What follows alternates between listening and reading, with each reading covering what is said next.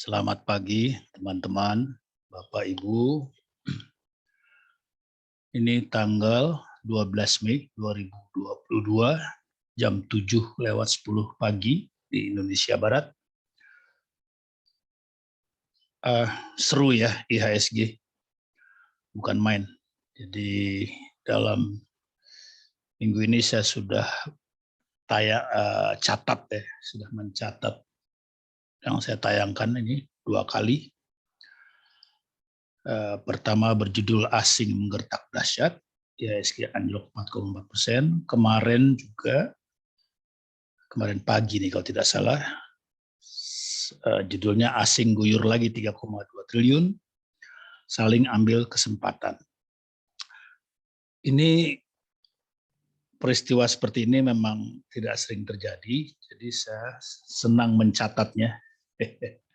Ini kejadiannya saya rekam supaya kapan-kapan saya bisa lihat lagi kalau misalnya tiba-tiba ada situasi yang agak-agak mirip. Sebetulnya itu yang banyak kejadian bagus untuk dicatat itu adalah waktu tahun 2020 ya. Karena waktu itu jadi COVID ya, sehingga gerakan harga sangat liar. Tapi waktu itu saya belum mengerti bagaimana merekam dengan YouTube ya. Jadi saya baru mulai kanal ini tahun lalu di bulan April. Jadi sayang sekali banyak yang saya nggak rekam. Kalau menulis, merekam dengan menulis agak ya saya mungkin kurang bagus juga. Tapi sekarang saya sudah rajin merekam peristiwa-peristiwa. Mudah-mudahan manfaat bagi saya nanti kalau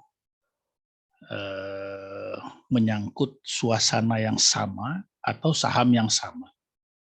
Jadi saya tidak perlu lagi berpikir-pikir ulang. Saya tinggal cari saja rekaman saya dan mengingat kembali apa gejala yang terjadi pada saat yang mirip-mirip tersebut. Jadi kali ini saya akan ulas lagi mengenai kejadian kemarin. Ya. Seperti saya sampaikan kemarin di tayangan pagi hari, bahwa hari tanggal 11 kemarin adalah hari yang menentukan untuk melihat budget asing. Berapa besar sih asing mau keluar. Kalau memang masih besar, menurut saya itu serius. Ya, karena yang masuk tahun ini kan 70 triliun, kurang lebih ya, setahun ini dana asing. Kalau keluar lagi kemarin 3 triliunan, berarti hampir 10 triliun. Nah itu sudah angka yang cukup besar, artinya sekitar ya hampir 15% dari total dana asing yang masuk. Jadi itu bukan sekedar gertak lah.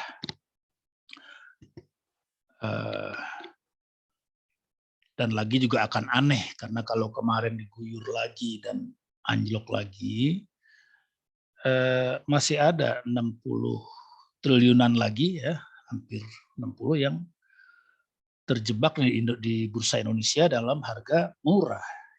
Ya kecuali memang ini strategi jangka panjang. Jadi menarik. Dan ternyata apa yang terjadi? Memang kemarin ternyata asing hanya keluar sedikit.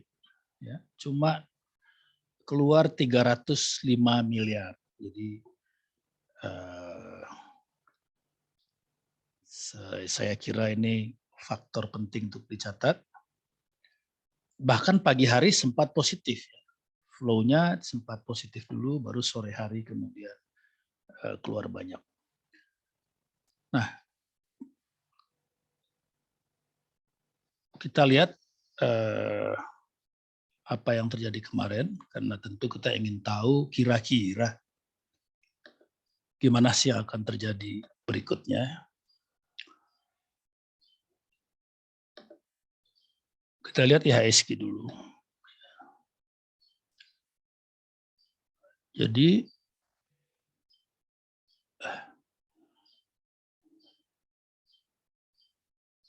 ini sebetulnya ya, bagi yang kadang-kadang orang ada pro kontra ya terhadap analisa grafik atau technical analysis. Tapi menurut saya sih untuk beberapa kasus technical analysis atau analisa grafik sangat berguna. Seperti ini. Ya. Sebelum kejadian IHSG tiba-tiba anjlok kemarin, sebetulnya di sini sudah kelihatan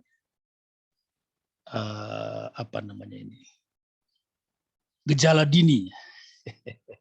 Sudah kelihatan ini kurva merah ya atau MA7 ya sudah menurun, harga juga sudah kelihatan mulai bergerak-gerak melemah, baru kemudian datang arus besarnya ke bawah ya, atau tsunami lah. Ini kayak tsunami ya.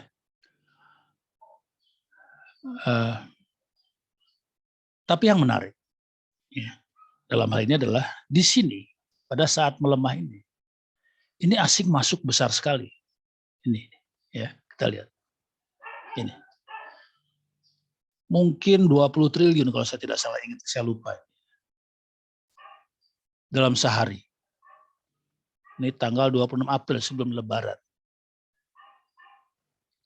Jadi betul-betul aneh ketika asing tiba-tiba menjatuhkan IHSG sampai sebegitu dalam.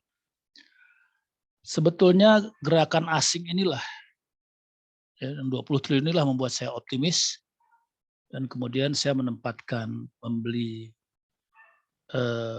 cukup banyak ya di Telkom, Bank BCA, Bank BRI, Unilever, Pakuwon.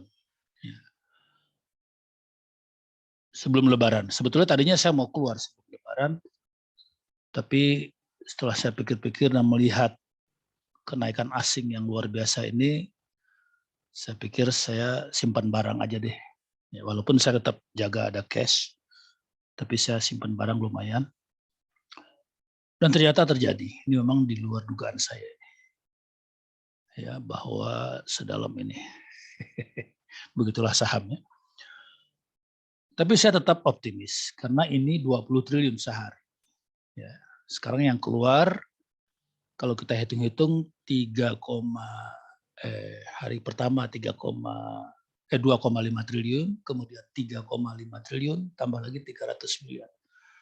Jadi kira-kira 7 triliun ya. 3,5, belum 7 triliun. Ya hampir lah. Ya, sekitar antara 6,5 sampai 7 triliun. Ya. Jadi ini saja sehari masuk 20 triliun. Ya. Kalau saya nggak salah ingat ya, saya kadang-kadang lupa ya. Tapi saya pernah catat ini.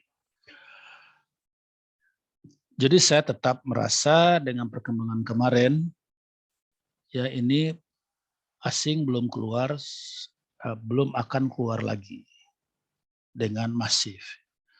Lihat juga bahwa dengan harga indeks sekarang ini sudah sama dengan indeks di bulan Februari. Pada saat awal asing mulai masuk. Ini asing masuk banyak justru di awal Februari. Ya, jadi malah jangan-jangan nih dijatuhkan supaya mereka bisa masuk lagi. Beli harga murah. Ya kita nggak tahu ya.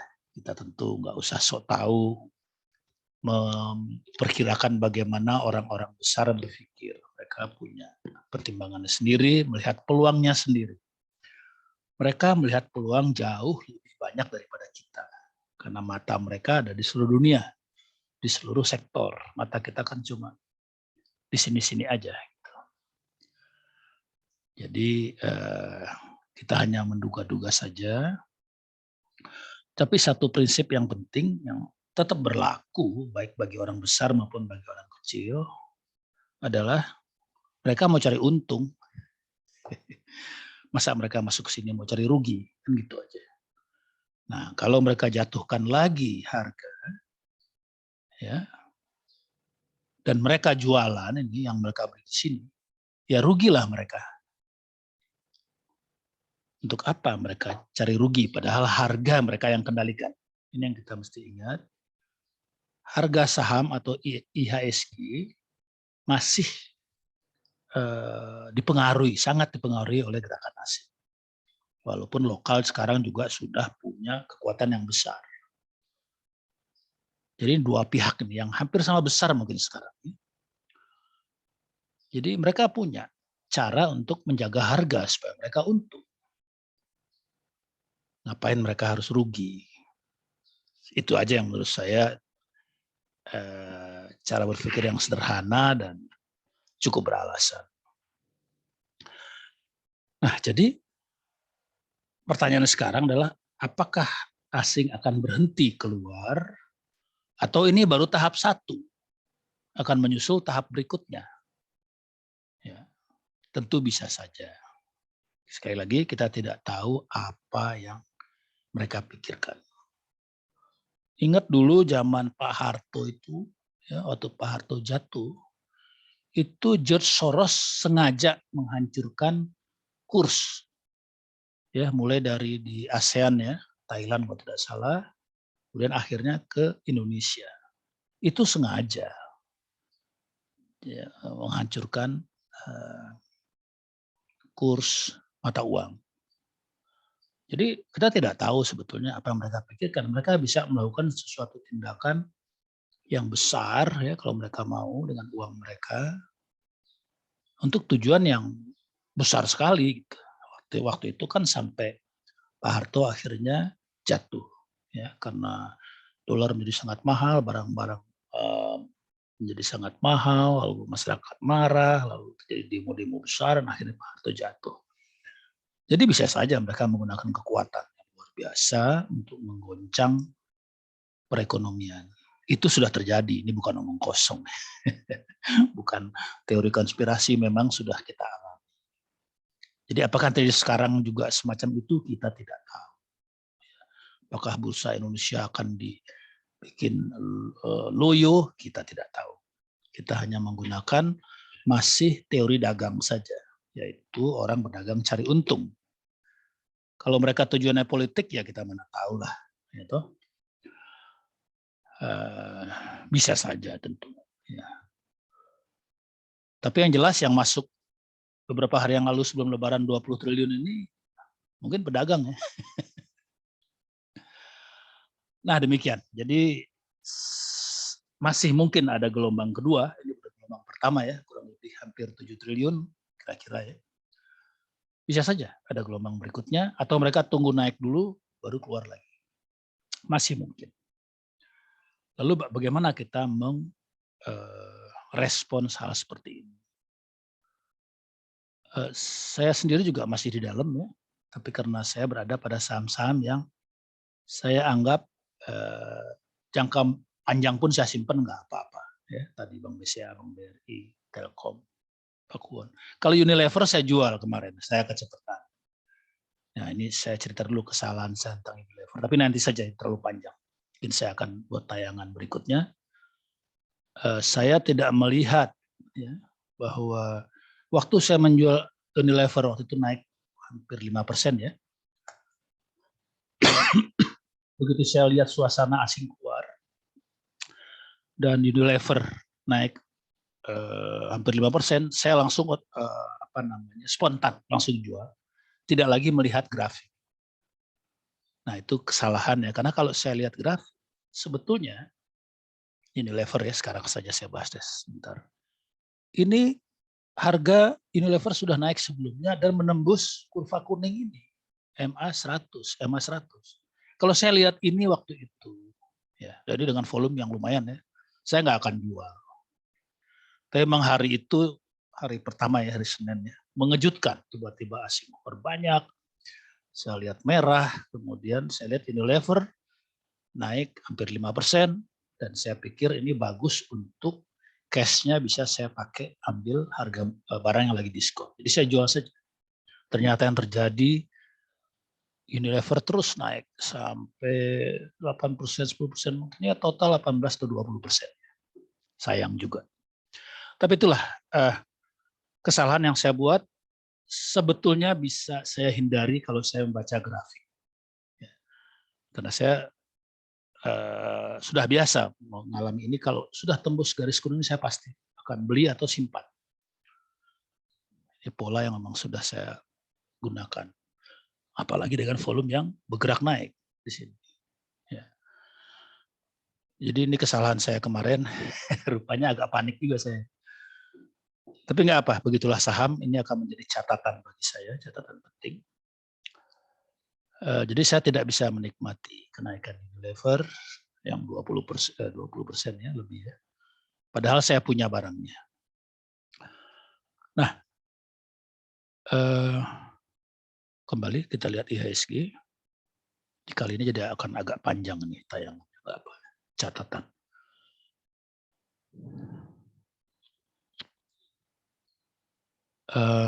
Kita lihat bahwa ternyata IHSG kemarin turun menembus kurva kuning ini. Kurva kuning ini kita lihat sejarahnya ke belakang ya, jarang sekali ditembus. Ini sejak tahun lalu ya, jarang sekali ditembus. Atau kalau kita mau lihat, ya cukup lah ya, lihat setahun ya, jarang sekali ditembus. Jadi kali ini ditembus ke bawah. Nah, ini satu fenomena ya. Kenapa fenomena? Garis kuning adalah arus besar, mainstream, karena ini setiap titik di sini itu ada catatan terhadap gerakan transaksi 100 hari ke belakang. Jadi volume yang terlibat itu besar untuk membuat setiap titik di garis kuning. Jadi inilah arus mainstream, arus yang besar. Begitu juga yang biru ini. Yang biru ini adalah 50 ya, MA50 juga arus yang besar juga walaupun tidak sebesar yang kuning. Nah, semuanya ini ditembus oleh penurunan IHSG kemarin. Memang itu mungkin ya ditembus, tetapi kalau menurut saya arus yang besar tidak bisa dianggap enteng oleh arus kecil. Jadi apa yang terjadi dalam 1, 2 hari, 3 hari ini kan arus yang kecil. Karena volume yang terlibat ya cuma beberapa persen dibandingkan arus besar. Tidak mudah mengabaikan arus besar ini. Jadi ini terjadi benturan antara arus kecil harian, arus harian melawan arus bulanan. Nah, jadi saya kira ini biasanya ya arus besar yang menang.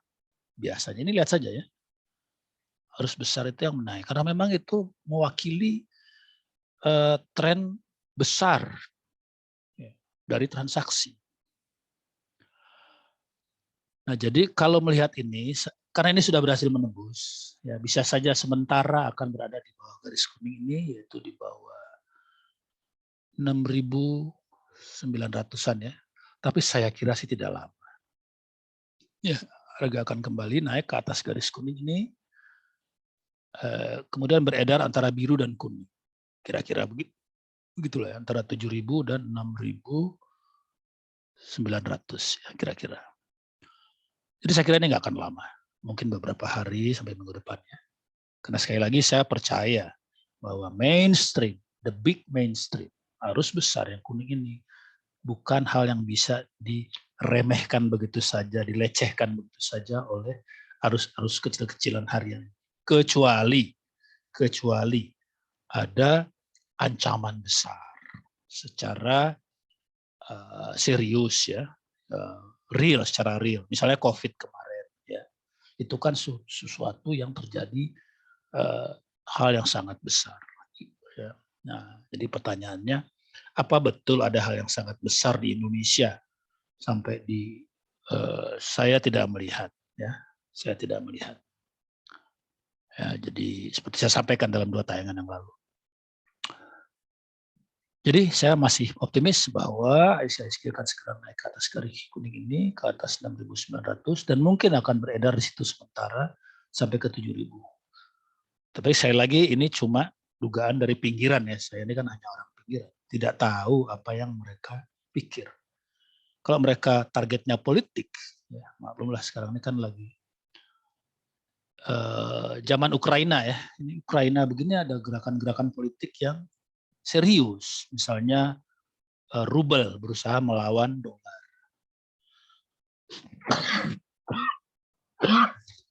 Dan Amerika meminta semua negara mendukung gerakan Amerika. Nah, ternyata tidak. Ternyata Arab tidak mengikuti, Cina juga, India juga. Nah, jadi Amerika berkepentingan secara politik untuk menekan semua yang bisa ditekan.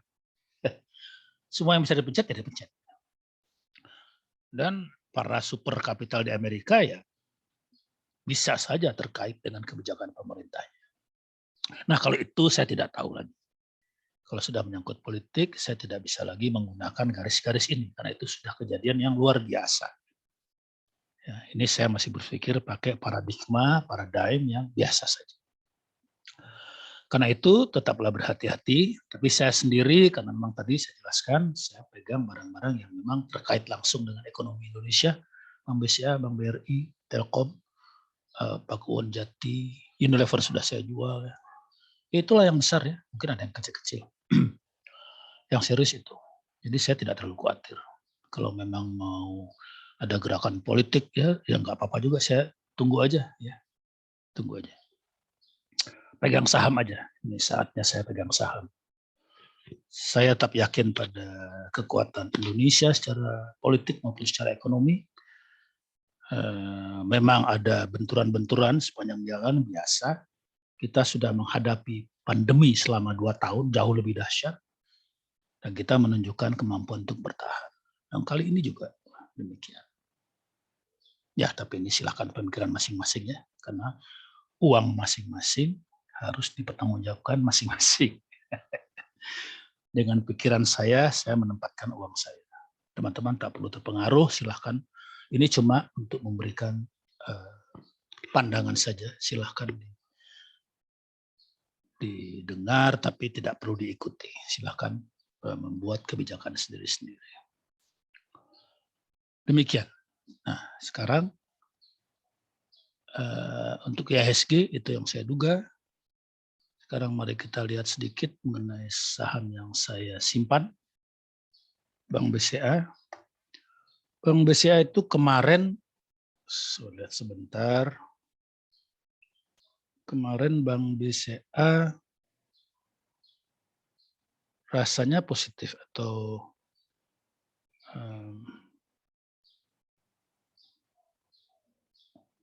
7650 ya ini Bank BCA ya.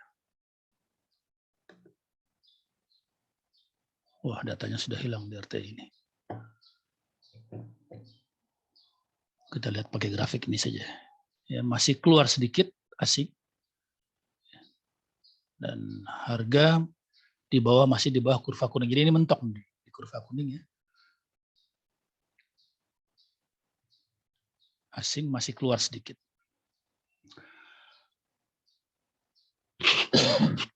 Untuk Bank BCA ada saya buat garis ini ya, garis support ini. Ya, saya kira akan ada usaha menembus kembali garis kuning, tapi Bank BCA saya tidak terlalu khawatir ya. Ini bank swasta terbesar di Indonesia, saya nggak worry lah pegang saham. Sudah sering saya pegang saham Bank BCA dalam keadaan minus di porto, sudah biasa. Tapi sepertinya itu yang terjadi ya. Ada garis kuning di sini, jadi mungkin akan nggak gampang menembus 7.700 ke atas ya.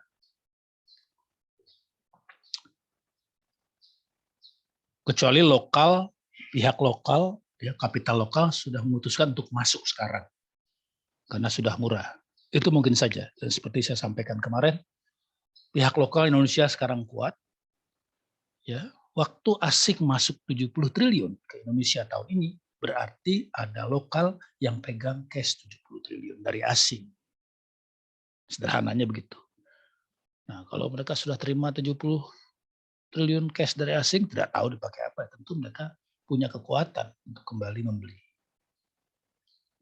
Ingat 70 triliun itu yang dijual ke asing itu belanja sebelum ini. 2022. Jadi harganya di indeks bawah sini. Jadi jelas yang jualan itu sudah ambil untung. Kalau mereka beli lagi di sekitar ini, yang mereka balik modal, untungnya sudah diambil, tinggal ambil barangnya lagi kalau mau. Saya kira ada potensi lokal akan buyback. Apa yang sudah dijual ke asing, mereka akan buyback kembali. Kita lihat saja. Kemudian Bank BRI ini juga saya punya. Bank BRI ini justru bank yang menurut saya sangat potensial ya. Potensi. Nah, malah ini sempat dibanting dalam. Nah, naik sudah menembus garis kuning. Ya, jadi memang cukup membalnya serius ini.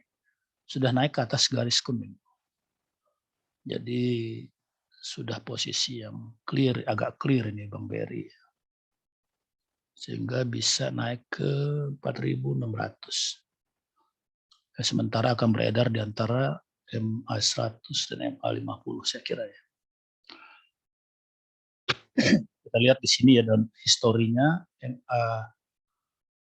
MA50 dan MA100 ini kuat ya. Lihat di sini. Di sini juga kelihatannya ditembus balik lagi ya MA50 ini.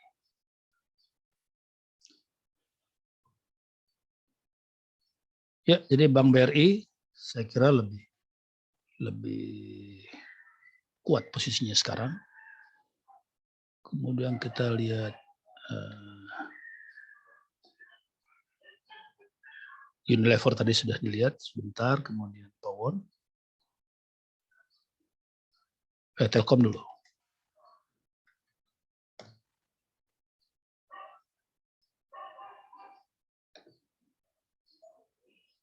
Ya, Pawon pas berada di garis kuning, ya. Sudah turun ke bawah, langsung naik dan menembus balik. Ya, jadi saya kira sudah cukup aman ya. Secara grafis ya, secara grafis ini sebenarnya sudah sempat naik ya. Rasanya ke 4.600 itu akan cepat. Ini tinjauan grafis ya, di luar masalah politik. Kita lihat lagi adalah Pawon.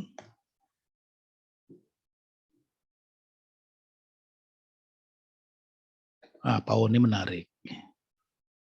Pawon ini sedang uptrend ya. Kita lihat dari baik kurva kuning, kurva biru, sedang motong kuning, kurva putih, kurva merah, semua sedang uptrend. Tiba-tiba kemarin ada gempuran asing ikut terbawa turun, tapi langsung balik lagi. Jadi kita melihat satu pertahanan dari Pakuwon Jati, resilient, istilah resilient. Ya, ada kemampuan untuk bangkit dengan cepat. Saya kira ini sangat menarik. Ya. Saya kira kalau ada kesempatan, mungkin saya punya Pawon, tapi mungkin saya tambah sedikit lagi. Ya, kalau saya lihat kekuatannya bertambah. Tapi ini masih ada garis merah di atas ya. Kemarin terbentur garis merah, turun lagi. Tapi turunnya nggak banyak. Jadi kita tunggu Pawon mungkin akan tembus 560. Kalau itu terjadi lagi ya, sudah pernah terjadi ya. Ini menarik. Batas atasnya ada di 580 dari pendek ya. Tapi tren ini kuat. Cuma kalau Pawon kita harus ekstra hati-hati karena memang ini